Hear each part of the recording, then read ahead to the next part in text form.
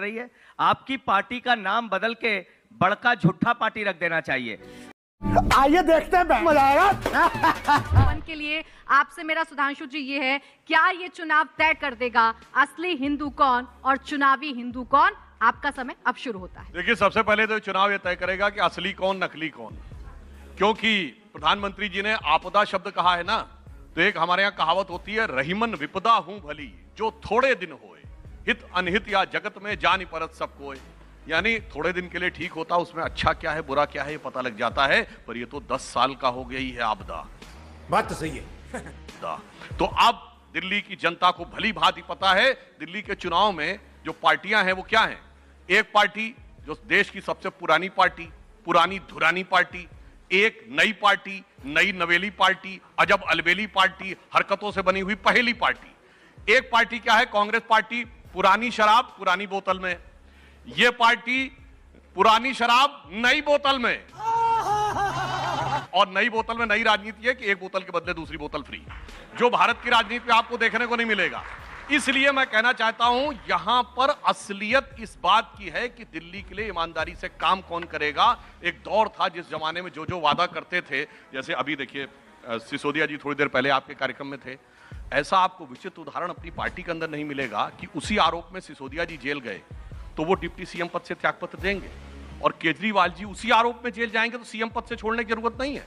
मेरे भाई, दो सीएम और डिप्टी सीएम पे अलग अलग रूल कैसे हो गए, समझ रहे हो गए। अब मैं उन बातों को दोबारा नहीं कहना चाहता। ये जो पहले कहते थे, बड़ा मासूम सा चेहरा बनाकर आते थे और दिल्ली की जनता को लगता था कि शायद ये कुछ नया करेंगे, पर अब दिल्ली की जनता को ये समझ में आ गया, जिसे अगर एक पंक्ति में कहूं कि आज दिल्ली की जनता केजरीवाल जी और आम आदमी पार्टी को देख के कह रही है कि बड़े मासूम लगते थे मेरे सनम, क्या से क्या हो गए देखते देखते, जिन्हें पत्थर से हमने बनाया सनम वो खुदा हो गए देखते देखते। संजय सिंह जी, आपसे मेरा ये है कि क्या ये चुनाव ये तय कर देगा कौन सबसे बड़ा राम भक्त और कौन रावण भक्त? देखिए, पहली बात तो मुझे ये नहीं समझ में आता कि हिंदू धर्म का ठेका कहां निकला है। इसकी मौका इनको L1 अलर्ट हुआ है बीजेपी वालों को। भाई, ये हिंदू धर्म के ठेकेदार हैं। हिंदू धर्म क्या कहता है? हिंदू धर्म कहता है वसुदेव कुटुंबकम, पूरा विश्व हमारा परिवार है। ठीक है। ये लोग कहते हैं प्राणियों में दुर्भावना हो, आपस में लोगों को झगड़ा कराना है। इनकी पार्टी का नाम बदल के मैंने भारतीय झगड़ा पार्टी कर दिया है। इन्होंने क्या किया है, पहले हिंदू को मुसलमान से लड़ाओ, फिर हिंदू को सिख से लड़ाओ, फिर हिंदू को ईसाई से लड़ाओ, फिर हिंदू को हिंदू से लड़ाओ, जाट को गैर जाट से लड़ाओ, मराठा को गैर मराठा से लड़ाओ, पहलवान को पुलिस के जवान से लड़ाओ, किसान को पुलिस के जवान से लड़ाओ। तो इन्होंने पूरे देश में झगड़ा लड़ाई इस प्रकार का माहौल कर रखा। और मैं तेरा तो गेम बजाना पड़ेगा। देखिए, मैं इनके कमल चुनाव निशान पे 2 लाइनें कहना चाहूंगा कि कैसे कैसे मंजर अभी आने लगे हैं, कैसे कैसे मंजर अभी आने लगे हैं। गाते गाते लोग चिल्लाने लगे हैं, बदल डालो अब इस तालाब के पानी को, कमल के फूल तो मुरझाने लगे हैं। कमल के फूल कीचड़ में डूब चुके हैं। मान्यवर, आप किन सिद्धांतों, किन विचारों को लेके आए थे और आप क्या कर रहे हैं? आपकी पार्टी क्या कर रही है? आपकी पार्टी का नाम बदल के बड़का झूठा पार्टी रख देना चाहिए। रुक, तेरे को बताते तेरी। और अभी जो हिंदू धर्म के बारे में बोल रहे थे, तो मैं कहना चाहूंगा, जिन लोगों को कमल खतरनाक नजर आता हो, वो कमल जो भगवान शंकर पे चढ़ाया जाता है, वो कमल जो भगवान बुद्ध मणिपद्महुम कहा जाता है, जो वो कमल जिसपे भगवान महावीर उत्पन्न होने के बाद सबसे पहले चले तो कमल खिलते चले गए, वो कमल हम सब चाहते हैं ना कि सबके पास नॉलेज आए तो माता सरस्वती की कृपा रहे। हम सब चाहते हैं ना सबके पास प्रॉस्पेरिटी आए तो माता लक्ष्मी की कृपा रहे।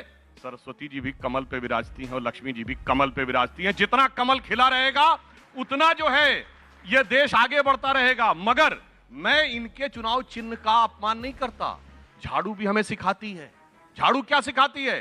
झाड़ू की एक एक तीली अलग कर दीजिए, तोड़िए, फट से टूट जाएगी, और अगर जोड़ के रखिए तो नहीं टूटेगी। यानी झाड़ू सिखाती है, एक है तो सेफ है, बटोगे तो कटोगे।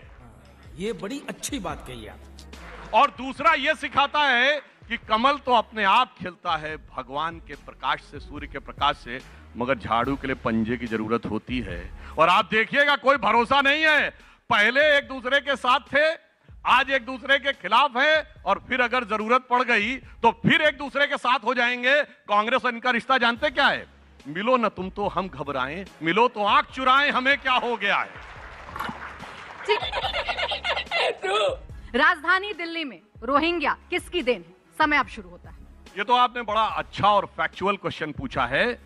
रोहिंग्या और बांग्लादेशी घुसपैठिए, मैं सिर्फ फैक्ट कोट कर रहा हूं। 2006 में कांग्रेस के गृह मंत्री श्री प्रकाश जायसवाल जी सदन के पटल पे बोल चुके हैं कि इस देश में 2.5 से 3 करोड़ बांग्लादेशी घुसपैठिए हैं।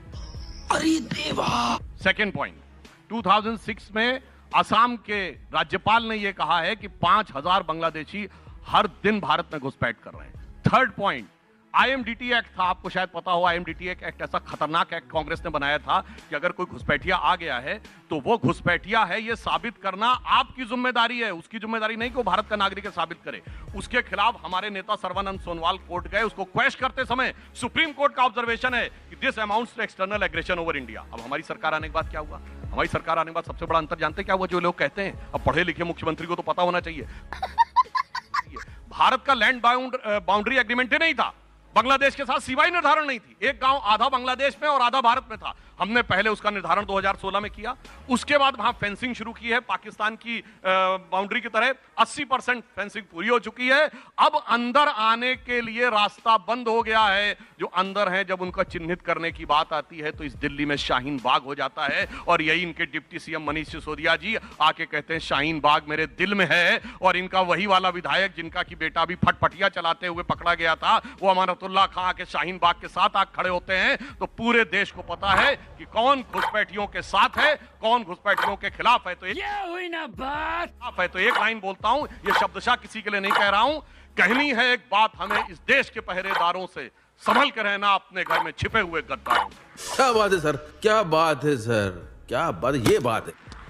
अब रोहिंग्याओं को लेकर राउंड 3 में आपसे भी मेरा ये सवाल है। बीजेपी रोहिंग्याओं की बात करती है, रोहिंग्याओं को आप पूर्वांचली वोटर से क्यों जोड़ देते हैं? समय अब शुरू देखिए, होता है। देश के सदन में भारतीय जनता पार्टी के राष्ट्रीय अध्यक्ष जेपी नड्डा जी ने यूपी बिहार पूर्वांचल के लोगों को रोहिंग्या कहा, घुसपैठिया कहा, बांग्लादेशी कहा, और दिल्ली में रहने वाले 30-30, 40-40 साल के जो बिहार यूपी के लोग हैं, पूर्वांचल के लोग हैं, इनकी जमानत जब्त करके इस बार इनको सबक सिखाने का काम करेंगे। भाई साहब कुछ ज्यादा नहीं हो गया ये? मतलब कुछ भी। पहली बात। दूसरी बात मैं ये पूछना चाहता हूं, क्या यहां पे बाइडेन का राज चल रहा है 10 साल से? ओबामा देश के प्रधानमंत्री हैं, ट्रंप देश के प्रधानमंत्री हैं। भारत के प्रधानमंत्री कौन है? आदरणीय नरेंद्र मोदी जी। गृह मंत्री कौन है? अमित शाह जी। सीमा की सुरक्षा की जिम्मेदारी किसकी है?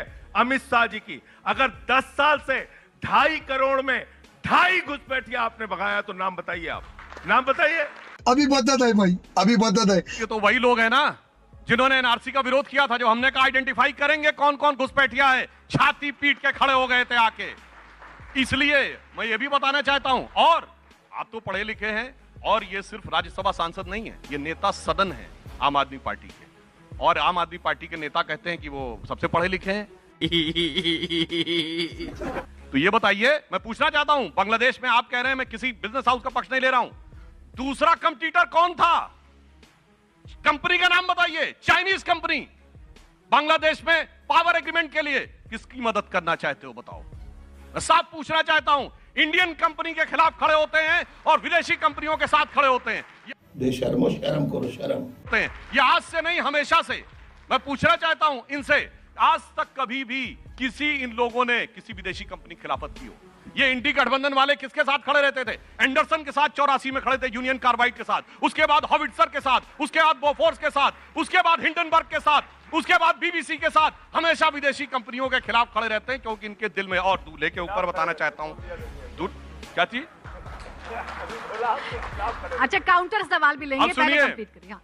दूल्हे पे मैं कहना चाहूंगा, कोई आदमी कभी कभी ज्यादा हड़बड़ी में होता है, समझ रहे हो?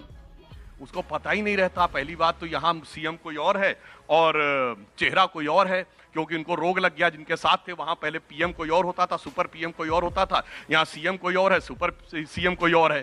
तो मैं कहना चाहता हूं, इनके लिए वो पुराने गीत की इधर पंक्तियां जो थी, वो एक बार अभी कुछ ज्यादा सोशल मीडिया पे वायरल हुई थी ना, कि कोई जाके इन्हें ये समझाए कि सजनिया के मन में अभी इनकार है, जाने साजन क्यों घोड़े पे सवार है। जाके समझो दिल्ली वालों के मन में अभी इनकार है, ये केजरी क्यों घोड़े पे सवार है।